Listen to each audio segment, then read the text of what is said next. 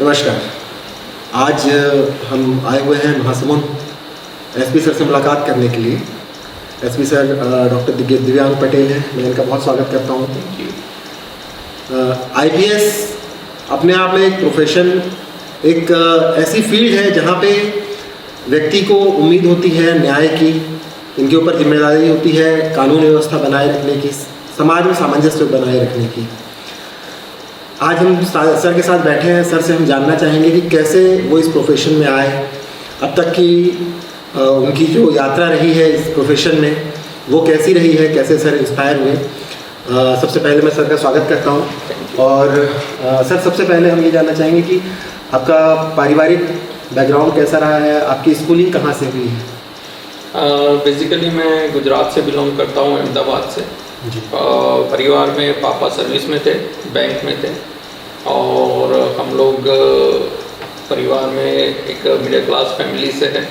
और पहले से अच्छे से पढ़ाई में पापा का भी वो रहा है कि आप हमेशा से पढ़ाई में ज़्यादा ध्यान दें, तो पहले से ही हम लोग पढ़ाई के प्रति ज़्यादा ध्यान दिया करते थे। जी सर, जैसे आपकी स्कूल लाइफ कैसी रही है? मैंने 12वीं तक की पढ़ाई वहीं अहमदाबाद से की है। स्कूल लाइफ में जैसे हमेशा से होता है सबके साथ, हम लोग उतना कभी इतना सोचे नहीं थे कि आगे जाके क्या बनना है। जो यूजुअली हम लोग बढ़िया से खेलते थे, साथ में पढ़ाई भी करते थे, और 12th तक हम लोग वहीं से पढ़ाई किए। उसके बाद 12th के बाद हमने मेडिकल प्रोफेशन ज्वाइन किया था। मैंने MBBS किया हुआ है, बड़ौदा मेडिकल कॉलेज से MBBS किया है। और MBBS के बाद फिर मैंने UPSC की प्रिपरेशन की। मेडिकल एंट्रेंस के लिए आपने सर प्रिपरेशन किया होगा, कंप्यूटर एग्ज़ाम वगैरह फाइट किए होंगे। फिर ग्रेजुएशन कंप्लीट होने के बाद में आपने UPSC के लिए कंप्यूटर एग्ज़ाम फाइट किया। तो स्कूल लाइफ की तैयारी और एक मैच्योरिटी ग्रेजुएशन के बाद की तैयारी में आपको कितना फ़र्क महसूस होता है, माइंड सेट में, तैयारी में? मैं जब मेडिकल में था तभी से कुछ सिविल सर्विस के बारे में मन का झुकाव होने लगा था। जब कॉलेज में आते हैं तब दुनिया को देखते हैं, आसपास के एनवायरनमेंट को देखते हैं, और न्यूज़ वगैरह देखते रहते हैं, पढ़ते रहते हैं। उसी से धीरे धीरे झुकाव और सिविल सर्विस के बारे में होने लगा। और मेडिकल के फाइनल ईयर के बाद ही मैंने UPSC की प्रिपरेशन शुरू कर दी। सर, जैसे हम देखते हैं कि एक डॉक्टर का जो प्रोफेशन होता है और पुलिस का प्रोफेशन, दोनों में सबसे पहली चीज़ तो ये है कि दोनों को इंसान तभी याद करता है जब तकलीफ़ में होता है। तो आपको कितनी सिमिलरिटीज़ और कितनी समानता और कितनी विभिन्नता लगती है दोनों प्रोफेशन में, डॉक्टर की हो या फिर अब आप IPS हैं, इन दोनों प्रोफेशन में? डॉक्टर और पुलिस दोनों ही बहुत बढ़िया प्रोफेशन है। आप दोनों ही प्रोफेशन में आम व्यक्ति की बहुत अच्छे से मदद कर सकते हैं। जब भी कोई परेशान होता है तब वो आपके पास आता है और उसकी आप अच्छे से हेल्प कर सकते हैं। ये सबसे बड़ी जॉब सेटिस्फेक्शन मेडिकल फील्ड में भी रहता है और पुलिस के फील्ड में भी रहता है। दोनों ही जॉब 24 आवर जॉब रहती है, कभी भी आपके सामने इमरजेंसी आ सकती है। लेकिन जितना आप फील्ड में रहते हैं और जो आप इमरजेंसी में आप किसी को हेल्प करते हैं, उससे जो आपको सुकून मिलता है, उससे मन की जो शांति मिलती है, वो दोनों में ही बहुत बढ़िया मिलती है। पुलिस का जॉब है, उसमें डाइवर्सिटी बहुत ज़्यादा है डॉक्टर के जॉब से कंपेयर में। यहाँ पे आपका एरिया बहुत बड़ा हो जाता है, एक पूरे ज़िले में बहुत सारी समस्या है डे टू डे आपके सामने आती रहती है। काफ़ी सारे लोग जिनको कुछ परेशानी होती है वो आपसे मिलने आते रहते हैं।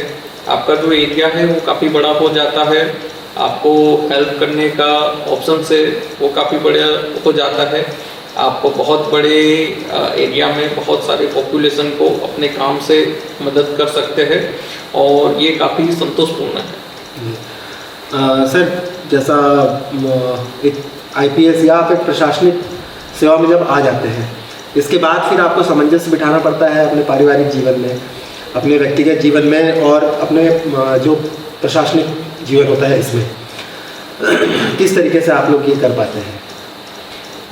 डेफिनेटली जॉब का प्रेशर काफ़ी रहता है, काफ़ी समय जॉब में देना पड़ता है, परिवार के लिए उतना समय नहीं निकाल पाते हैं, लेकिन ये चीज़ें परिवार भी समझता है और आप जितना अच्छा काम कर पाते हैं अपने जॉब में, अपने जॉब के प्रति जितना आप डेडिकेशन से काम कर पाते हैं, मेरा परिवार ऑलवेज हमेशा से मेरे सपोर्ट में रहा। चाहे काफ़ी सारे पारिवारिक फंक्शन में हम लोग नहीं जा पाते हैं, काफ़ी जगह पे हम लोग समय नहीं दे पाते हैं, लेकिन कभी भी इसमें कोई परेशानी नहीं हुई और बहुत अच्छे से पारिवारिक सपोर्ट मिला, जिसकी वजह से जॉब हम लोग अच्छे से कर पाए हैं। क्योंकि अगर कोई भी व्यक्ति को अच्छे से अपना काम करना है तो परिवार का सपोर्ट अति आवश्यक है।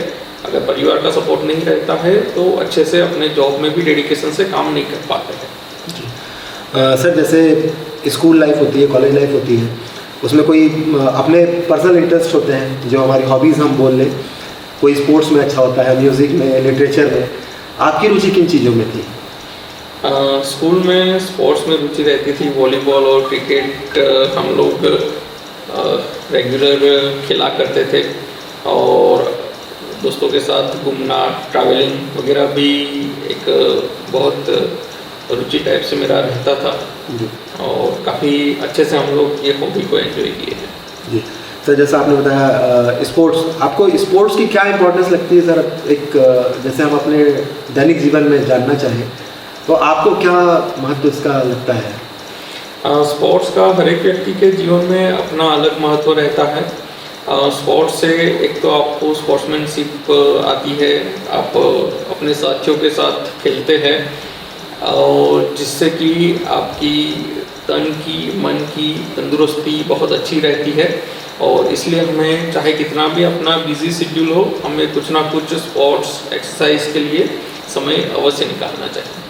आपने सर बात की घूमने की, तो घूमने में आपको किस तरह का ट्रैवलिंग आपने पसंद किया है? जैसे एक होता है एडवेंचर टूरिज़्म, ये आपको अच्छा लगता है या जो नॉर्मल रूटीन में हम घूमते हैं, सीखते हैं? नेचुरल प्लेसेस पे जाना ज़्यादा अच्छा लगता है। पहाड़ी में चढ़ने हो गए, समंदर हो गया, जो भी नेचुरल ब्यूटीफुल प्लेसेस है वहाँ जाने का मुझे बहुत अच्छा लगता है। जी सर, जैसे आपने शुरुआत में ही बताया कि आप गुजरात से हैं, अहमदाबाद से। गुजरात और छत्तीसगढ़ में अगर हम हमारे प्रदेश में देखें तो सर भाषा में भी काफ़ी विविधता है और जो राज्य का वातावरण है, जो लोगों के आचार व्यवहार में, वो भी काफ़ी फ़र्क है। तो आप कैसे रिलेट कर पाते हैं दोनों राज्यों के बीच में? आपको क्या लगता है, क्या समानता है और क्या विभिन्नता आपको महसूस होती है?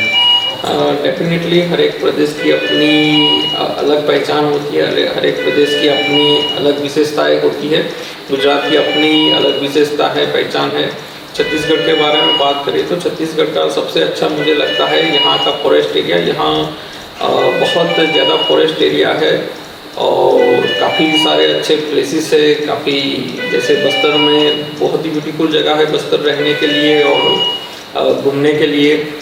तो बहुत सारी जैव विविधता और प्राकृतिक विविधता छत्तीसगढ़ में देखने को मिली है, जो कि बहुत अच्छा लगा है। साथ ही में जो यहाँ के लोग हैं वो बहुत अच्छे हैं, साफ दिल है, हमेशा किसी भी व्यक्ति को हेल्प करने के लिए तैयार रहते हैं। तो ये चीज़ें यहाँ की बहुत अच्छी हैं। सर, जैसे एसपी रहते हुए आपने नक्सली क्षेत्रों में भी अपनी सेवाएं दी हैं। नक्सल समस्या के बारे में आपका क्या सोचना है सर? अभी क्या स्थिति है और लोगों को किस तरीके से इससे बाहर आना चाहिए? करीब मेरा 2.5 साल बीजापुर में रहा है और बीजापुर में जब काम करना मेरा बहुत अच्छा एक्सपीरियंस रहा है। वहाँ फोर्स के साथ काम करना, अलग अलग CRPF के साथ काम करना, DRG, CF वगैरह के साथ काम करना बहुत ही अच्छा वहाँ पे एक्सपीरियंस रहा है और डेफिनेटली अभी बहुत अच्छा नक्सल क्षेत्रों में काम हो रहा है। धीरे धीरे नक्सलियों का जो एरिया है और जो वर्चस्व है वो कम हो रहा है और पुलिस प्रशासन वहाँ पे बहुत अच्छे से काम कर रही है। आप सर जैसे अभी हम देखते हैं कि प्रशासनिक रूप से आप जब एक अधिकारी होते हैं और ज़िले के आप कप्तान हैं, आपके पीछे काफ़ी बड़ा अमला है, तो आप अपने अधीनस्थों के साथ में जब काम करते हैं तो एक जिम्मेदारी होती है, उस जिम्मेदारी के साथ में आप कैसे सामंजस्य बिठाते हैं सर? अगर हमारी बात करें तो हमारी जो स्ट्रेंथ है वो हमारी फोर्स है, और बहुत अच्छा अगर हम अपनी फोर्स को अच्छे से जान पाए, अगर हमारी फोर्स के साथ हमारा बहुत अच्छे से कोऑर्डिनेशन रहे तो डेफिनेटली कोई भी काम हम लोग आसानी से कर पाते हैं। इसके लिए आपको आपके सबऑर्डिनेट्स को जानना ज़रूरी होता है, उनकी जो परेशानी होती है वो समझनी होती है। जहाँ जहाँ परेशानी है हम हमेशा से उनको हेल्प करने के लिए रेडी रहते हैं। और पुलिस फोर्स काफ़ी डेडिकेटेड फोर्स है, डिसिप्लिन फोर्स है, और चाहे कोई भी समस्या हो अपने देश में, सबसे पहले अगर किसी के कोई किसी परेशानी में फंसता है तो सबसे पहले उसके मन में पुलिस का ही ख्याल आता है, और पुलिस फोर्स हमेशा से हेल्प करने के लिए तत्पर रहती है। जी सर, अभी एक पुलिस अधिकारी के तौर पे आप किन सामाजिक चुनौतियों को या किन अपराधों को आप मानते हैं कि इनका बहुत जल्दी इनमें रोक लगाना जरूरी है, अगर हम समाज में एक अच्छी स्थिति देखना चाहते हैं, एक शांतिपूर्ण स्थिति देखना चाहते हैं, तो ऐसे कौन से अपराध हैं जिनको आप अपने शीर्ष 3 या 5 अपराधों में गिनना चाहेंगे?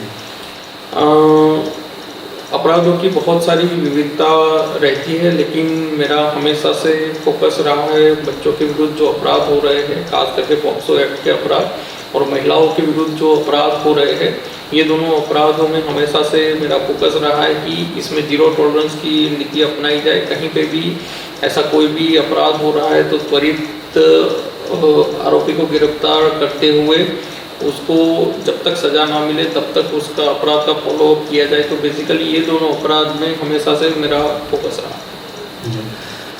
सर, जैसे हमने काफ़ी केस में हमने खुद देखा है, जैसे कई हत्या के केस रहे हैं, या एक बार जो 78 लाख की राशि 1-2 बार जमा हुई है, इसमें हमने आपकी जांच शैली के विषय में देखा है कि जो प्राथमिक जांच में जांच टीम के द्वारा जो निष्कर्ष पाया गया रहता है, आप जब उसके लिए पुनः जांच के लिए निर्देशित करते हैं या जब नए सिरे से उसकी जांच होती है तो कई और तथ्य निकल के सामने आते हैं, कई और लोग उसमें लोगों की इन्वॉल्वमेंट के बारे में पता चलता है, जिसके बारे में जनरली प्रथम दृष्टया पता नहीं चला रहता है।